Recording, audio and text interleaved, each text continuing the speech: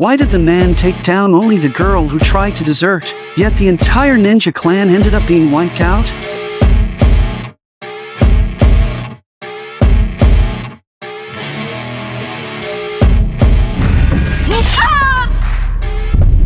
It turns out that Raizo had been taken by the master since childhood to train in the arts of the ninja, and whenever the floor made a sound, the master would strike him with a willow branch without mercy, leaving painful marks on his skin. At night, Raizo was tormented by the sharp pain and couldn't fall asleep, but the young trainee arrived just in time and applied herbal medicine to his feet, which finally eased his suffering. From that moment on, Raizo and the young trainee became as close as siblings. During the following years of training, Raizo displayed extraordinary talent, and even when facing the senior disciple who had arrived years earlier, he could still defeat him with ease, which made the master favor him greatly. However, the young trainee was completely different from Raizo, and although she managed to bring down her opponent, she couldn't deliver a decisive finishing move, a moment of mercy that a ninja should never show. Those who fail must be punished, and to discipline the young trainee, the master ruthlessly cut a long mark across her face and locked her in a bamboo cage to endure 3 days of harsh exposure. Raizo could only sneak over to her at night to give her a little water so she could survive the punishment, and he also urged her not to defy the master's orders. Although the young trainee survived the punishment, she waited for a night of heavy rain and attempted to escape. Hearing the noise, Raizo quickly followed her, and he didn't understand why she was doing this, because deserting the clan would lead to a severe fate. But the young trainee gave her answer.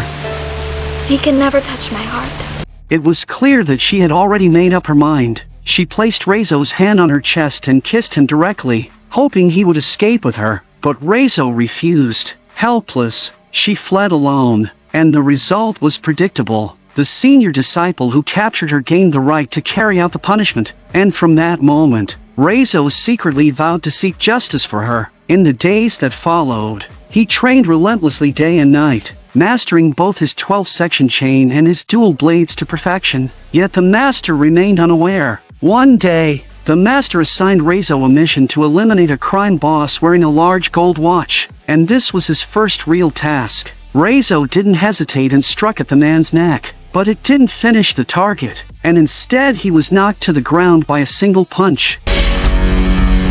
That kinda tickled.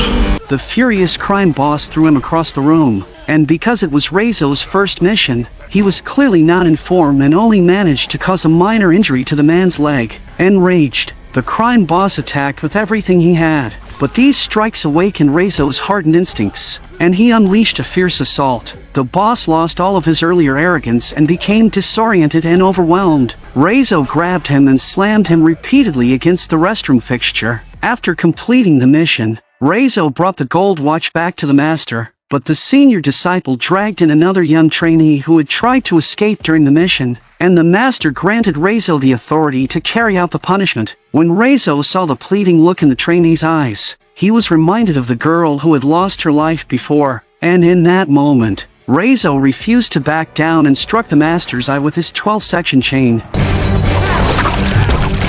Under the master's command, all the disciples charged forward, but Raizo's 12-section chain moved freely through the rain-soaked night, and the approaching disciples fell one after another. But during the fight, the senior disciple struck Raizo from behind, forcing him into a vulnerable position, and then cut him down. And what followed was a wave of projectiles flying toward him. Raizo slipped and fell from a building nearly 100 meters high. But the incredible thing was that Raizo survived the fall, and it wasn't luck, but because he had learned a technique called the 100-pulse art, which allowed the body to rapidly repair damaged skin. From then on, Raizo lived under a false identity and turned away from clan matters. But even so, the master continued to send people to hunt him, and Raizo could only refine his ninja skills during this time. Every morning he started with a bowl of plain boiled noodles, then placed his hands on steel nails to do 250 push-ups, building resilience to prevent tragedy from happening again. Day after day, he honed his abilities, and his skills had already surpassed the master's, and it was finally time to avenge the young trainee who had died many years ago. But he still needed help, so he set his sights on a female detective who was investigating the ninja clan. From ancient texts, she discovered this assassin group known as the Black Veil. In fact, every leader of the Black Veil would take in orphans and train them into efficient operatives, and as long as someone paid 100 pounds of gold, they would eliminate any target, whether a national leader or a civilian. But Nika's investigation also brought danger upon herself, and after she returned home from work, she found an envelope on the table, and when she opened it, she saw some black sand inside, and the ninjas hiding in the shadows slowly revealed themselves. When the assassin was about to strike her down, he was suddenly stopped by another figure in black holding a chain, and he immediately began fighting with the assassins. Amid the flashing blades, Nika quickly used her flashlight to search for the assassins' positions, but she found that these figures in black could slip into the darkness at will, which left her terrified and unsure of what to do. And fortunately, by the end of the fight, the man in black defeated all the assassins, and the one who saved Nika was Raizo. Raizo had no time to explain and hurriedly led her away, and not long after they left, the assassins arrived and discovered the fallen clan members on the ground, and from the marks left behind, it was clear that Raizo was responsible. On the other side, Raizo, who had escaped, explained everything he had experienced to Nika, and he openly told her that he needed the support of a special operations unit, and then he used a special incense to remove the scent from Nika's body to prevent the assassins from tracking her. Nika reported Raizo's request to her superior, and after he agreed, they went to the designated meeting place, and her superior had been waiting there for some time, but Raizo sensed something was wrong, and before anything could be done, it was already too late, and the police used special equipment to capture him. It turned out that the superior had tricked Nika, as he never believed that ninjas existed, nor did he trust anything Raizo had said, and he had Raizo detained in a remote holding facility. Even though Nika tried her best to explain, they still refused to release him, and she had no choice but to approach Raizo and apologize for what had happened. But Raizo felt that everything was already too late. After learning what had occurred, Nika rushed to report it to her superior, but he still refused to believe her and even brought people to mock her. And it wasn't until the power was suddenly cut that they began to believe her words. Everyone immediately went into alert mode and began searching for enemies in the darkness, unaware that they had already stepped into the assassin's strike zone. The assassins leaped down from the bridge and instantly took out many officers, and the remaining ones fired in panic. But their shots could not hit the assassins, who moved swiftly through the shadows, and even the few who switched to thermal imaging were quickly taken down by projectiles. With the cries echoing through the darkness, only a handful of officers remained, and seeing this, Nika hurriedly searched her teammate for the keys to the holding room and for Raizo's weapon, rushed inside, and released him 1 second before the enemies arrived. Let's go. After they dealt with the attackers, Raizo took her outside to search for the assassins, but it was too dark everywhere, and he had no choice but to tell Nika to stay still as bait while he hid in the shadows, waiting for the right moment. This strategy worked, and soon an assassin appeared, and Raizo emerged from the darkness and defeated him in a few swift moves. Then he brought Nika to another room, but he sensed a strong aura of danger there, so he told Nika to go upstairs. And under Raizo's watch, the assassins hidden in the corners gradually revealed themselves, and Raizo drew his weapon and prepared for a fierce fight. Little brother.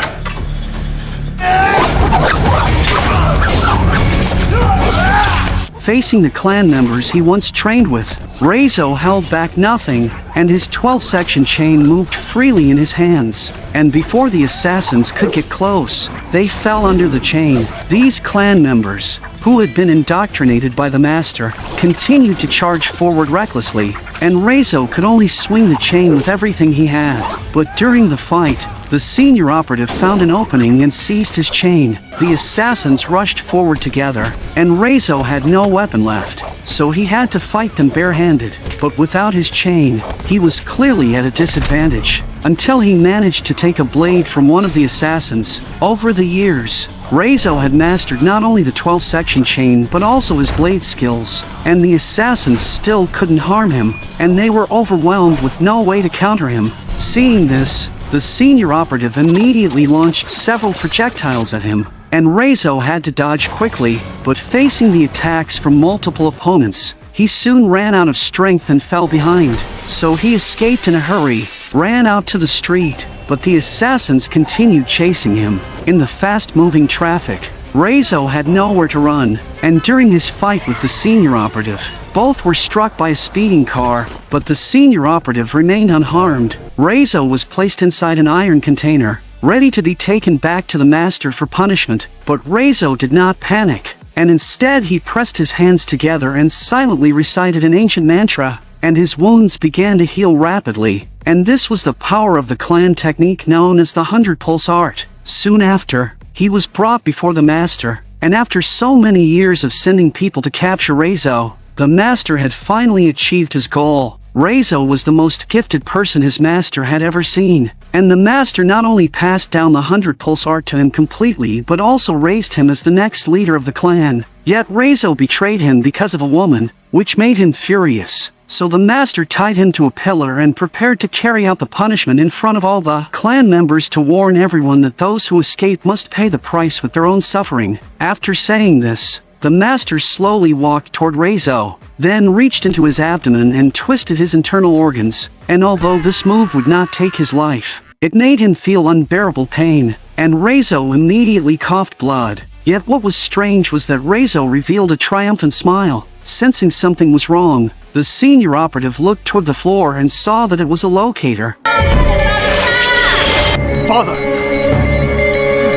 Before they could react, the front gate was blown open and dozens of armored vehicles charged into the courtyard, and they were all well-trained special forces who began firing toward the harmful operatives, and the ninjas were unable to counter such overwhelming firepower. It turned out that Raizo knew that with his own strength alone, he could never fight the entire clan, so he cooperated with Interpol. Soon after, the soldiers fired a flare into the sky, and the entire courtyard instantly became bright and clear, and those who lived in the shadows had nowhere to hide, and most of them fell under the soldiers' fire, and the few remaining ones ran into the dark rooms, which were their true territory. But when the senior operative opened another door, he found that Raizo had already been waiting for him. Come, little brother.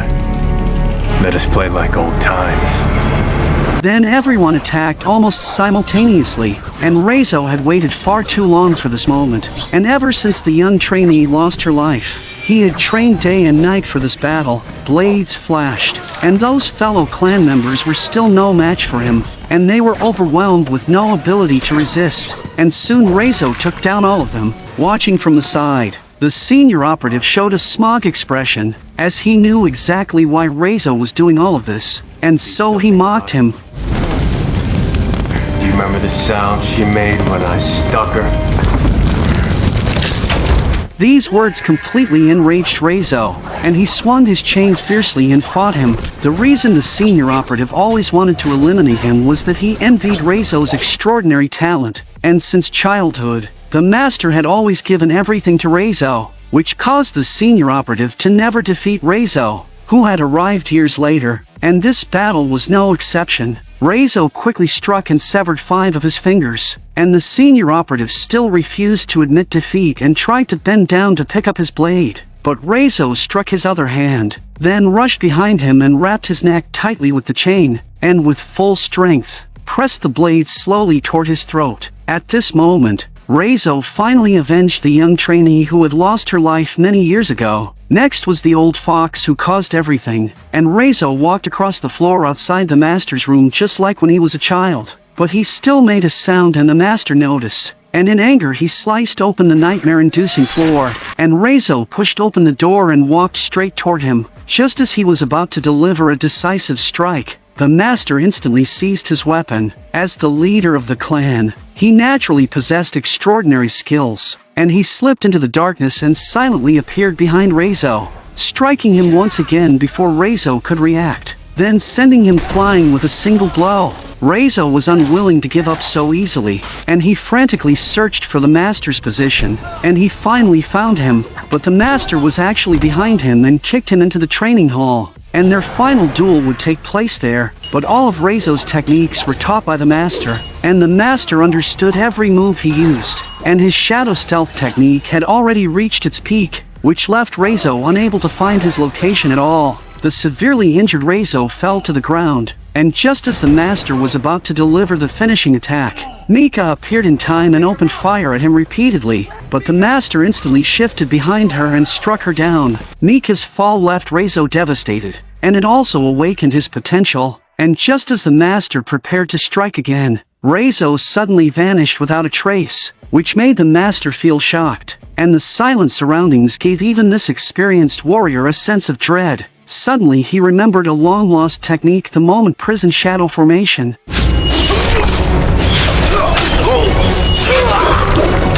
The master's arm and thigh were instantly severed and fell to the ground, and he completely lost his ability to fight. And Raizo did not hesitate and drove his blade toward the master with full force, the edge pointing at a vital point. With the master's defeat, the fearsome Black Veil clan was finally wiped out, and Mika had not lost her life. And when Raizo carried her out of the hall, he unexpectedly discovered that Mika's heart was positioned on the opposite side. At the end of the story, Raizo stood before the familiar wall, and back then the young trainee had invited him to escape with her, but Raizo refused. And this time he finally gathered the courage to climb the wall, and as he looked at the world beyond, he finally understood why the young trainee longed so much for freedom, because the mountains and rivers were nothing like the training hall, and one should feel the breath of nature with all their strength.